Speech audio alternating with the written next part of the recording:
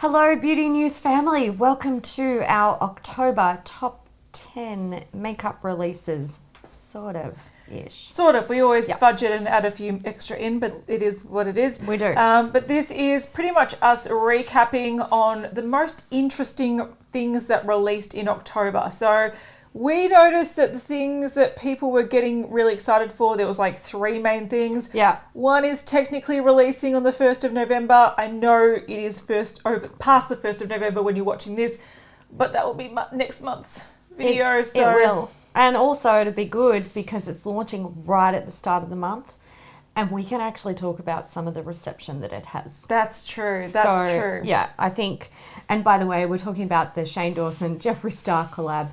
So we will talk about that more in depth next recap.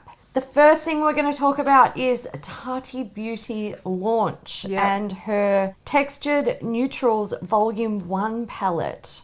So this was or is a 24 pan palette with 4 textures in 6 different tones. Yeah, and I think people were really, really excited for this because firstly, it was sort of out of the blue. She announced it and I think like a week later it was released. And it wasn't the most expensive palette. I think it's in the high 40s, like $49 or something. Yeah. So it's not obscenely expensive, but also people have a lot of high hopes for it being Tati, and she's very particular with the products that she likes. And so you feel like if she's going to create her own eyeshadow palette, the formula has to be amazing. It's going to be good. Now, she did talk through these and like she made mattes that were really nicely blendable and were buildable. The sequin formula is sort of like a matte formula with a bit of sparkle in it. Normally I don't like those, but in the swatches they look really beautiful. Nice. Yeah. And then there's a metallic and then there's like a pressed glitter sort of a finish as well. So this is just the first to come from Artie Beauty, and I think a lot of people are, even if they're not excited for this particular release because it's quite nude and very, I guess, basic. I really like it. I think it looks beautiful, but it's sort of, your basic eyeshadow palette. I think people are really excited to see where the brand goes. Yeah, I'm excited to see, and I'm keen to see what her formula is like and stuff like that. So I want sparkly brown lids. I'm happy that she's launched. The next one is Colourpop and Safiya Nygaard.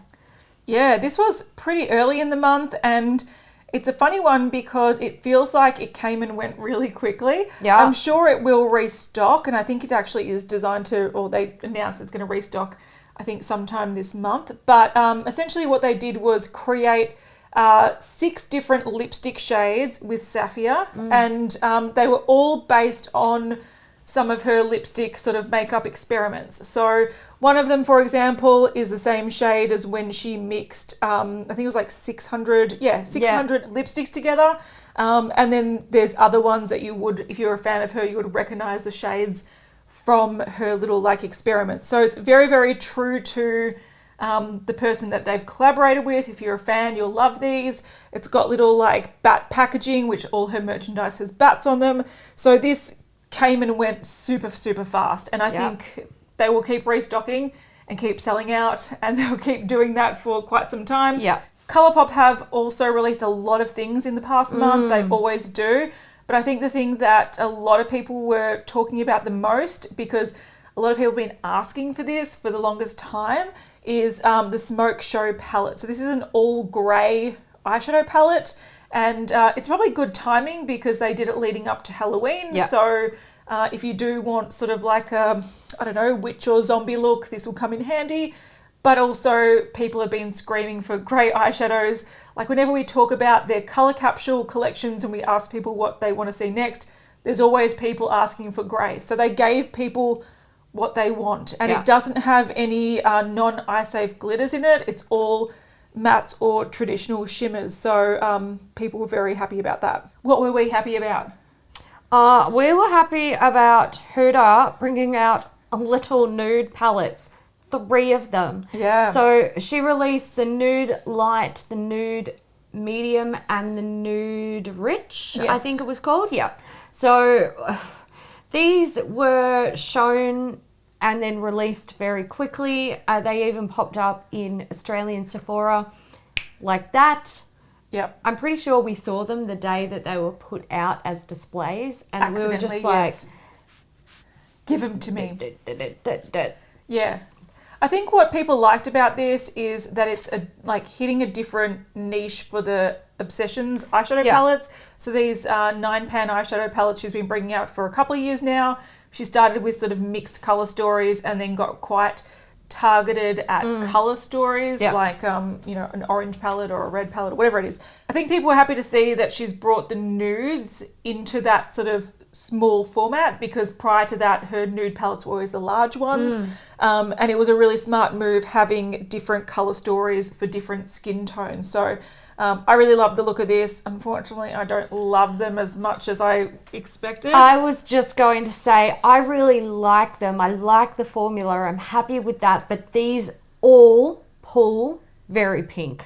They do. Very pink. And I feel like that is going to potentially disappoint some people, because some of these palettes, you look at them and you're like, I can see pinky tones, but like the nude light in this picture with all three, it looks quite cool toned. It does. It does. I'm wearing it on my eyes today and it's pink. It's pink. It is a very pink palette. The medium is the same, and somehow the rich is quite similar. Like it's got those, it just leans very, very pink.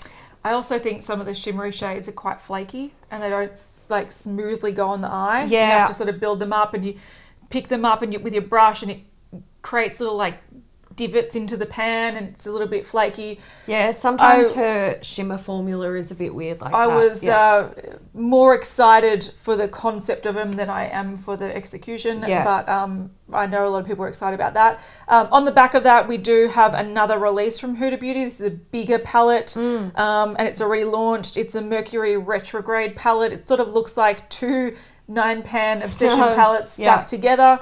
One side is quite mauvey and cool toned, and the other side is quite sandy and sort of like mint and emerald toned. So this is, pretty much inspired by rhinestones or crystal AB, which I think are crystal aurora borealis, which are those plastic things that have different colour iridescence to them. Yeah. And it is just a new palette to her range. So there we go. She also did release her Sticky Tack lash glue, which she claims is innovative and revolutionary. She claims that about everything. She does. But I actually think for this one, if it works well, it could be. Could be. Because I don't think on the top of my head, I can't think of any like sticky lash glue that stays sticky for 4 hours. So if you need to reposition your lash, you can do that. I haven't never seen that. So if this works well, it actually is probably the one revolutionary thing that she potentially claims. Yeah. Lunar Beauty. I think a lot of people were excited for the holiday range, which is the Moon Spell collection. The main thing that was interesting about this is the Moon Spell eyeshadow palette, which is inspired by characters that are witches in media. So they're all named after characters from TV shows or movies, which are really cool.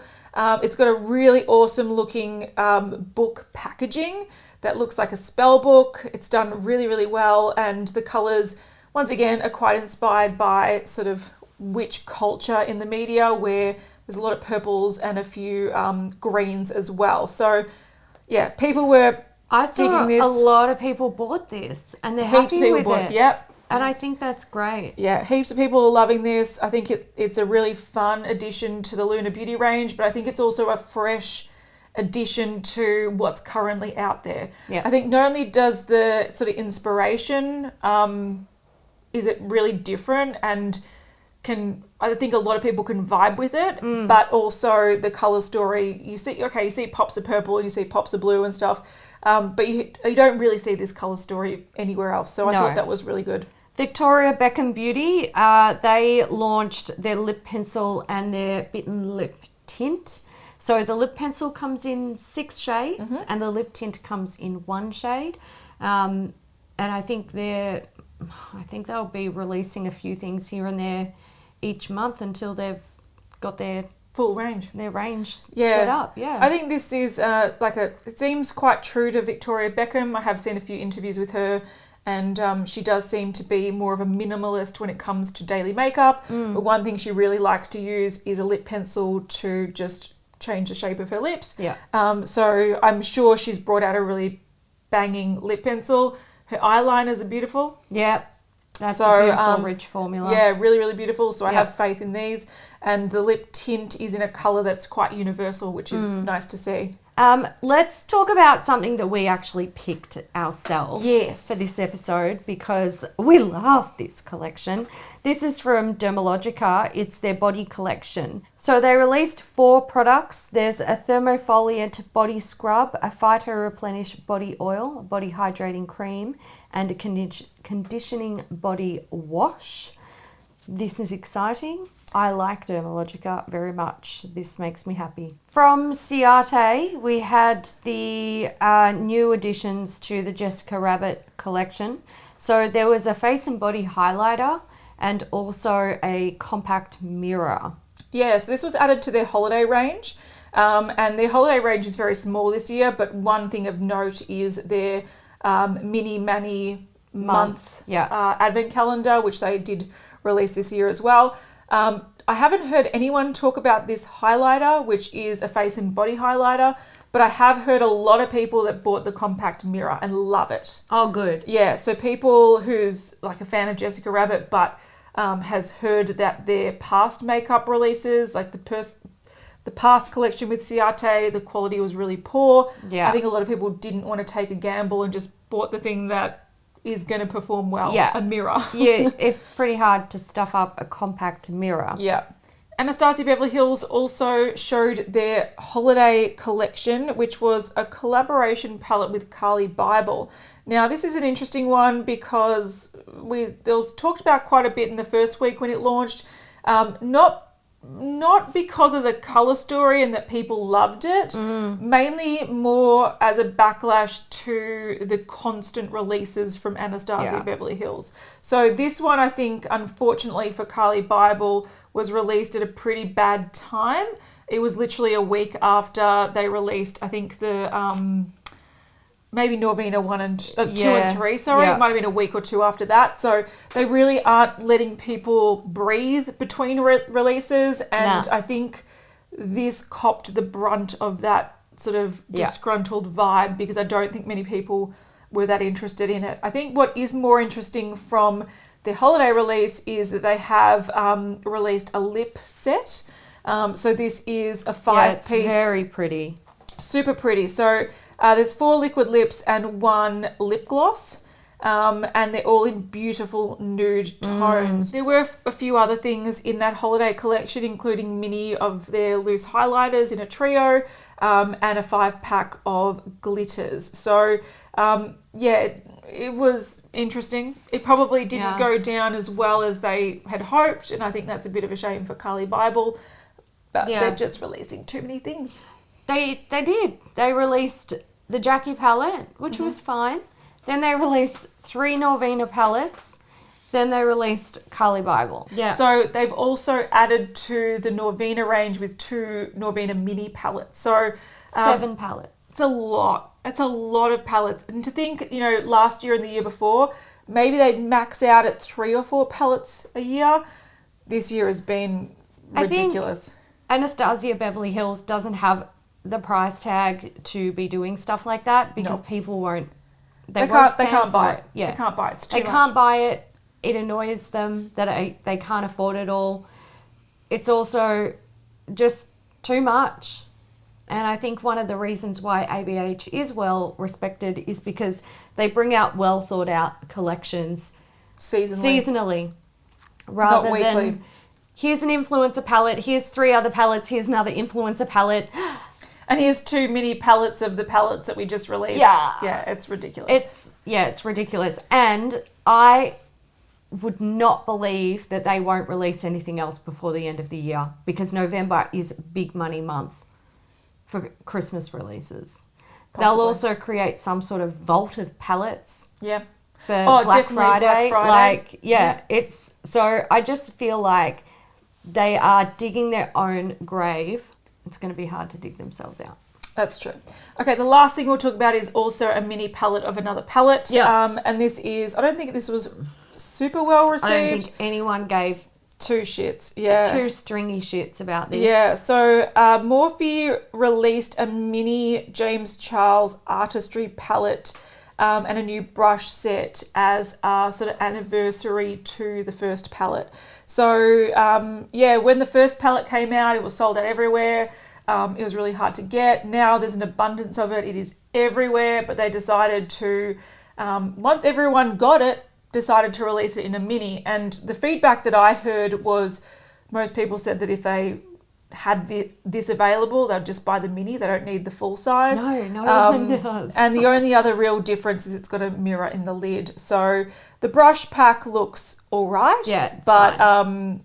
This is a waste. Imagine if you're a big James Charles fan and you felt pressured to buy a palette and then a mini version of the same palette just to support him. Like it's ridiculous. So yeah, that was not a very popular choice. No, it was a bit of a weird month, wasn't it? Yeah, it was. I think people are sort of still getting into the Christmas mode. People have been really hyping up the Jeffree Star, Shane Dawson thing. I think the Tati thing was definitely probably the most talked about release of October. But yeah, I'm hoping better things are coming next month. Yeah, I know. It's so weird. But next month is going to be all Mercury retrograde. And spaghetti. Yeah, like this is just, I feel like there's been a lot of like communication fuck ups with like Norvina being like, oh, this is why we're releasing so much shit at once. And, you know, James Charles was like screaming at Wet n Wild, and now he's releasing a mini palette and trying to like make up reasons why it's good. And I'm just like, this is very bad. This is all so fun to watch. It's interesting, isn't it? It is. So I'm interested to see what November brings. Yeah. We know it will bring Black Friday. Yes. Packs. Packs. Stacks of packs. Stacks of packs and doing this with the dosh. That's true. I'm actually looking forward to that. No, Hayley, don't do it. All right, guys. We are going to wrap this one up. But let us know what you bought this month out of the things we talked about or anything else. Did you buy both James Charles palettes? We won't Did judge you? you. We won't judge I'll you. judge you a little bit. just this much. I think out of the things we spoke about, the only things I bought were the Huda mini palettes, and I would definitely want to buy the Tati one. That sold out pretty quickly as well, but good on her. So there we go. All right, guys, we hope you enjoyed it. If you did, give it a thumbs up, and we'll see you in the next one. Bye. Bye.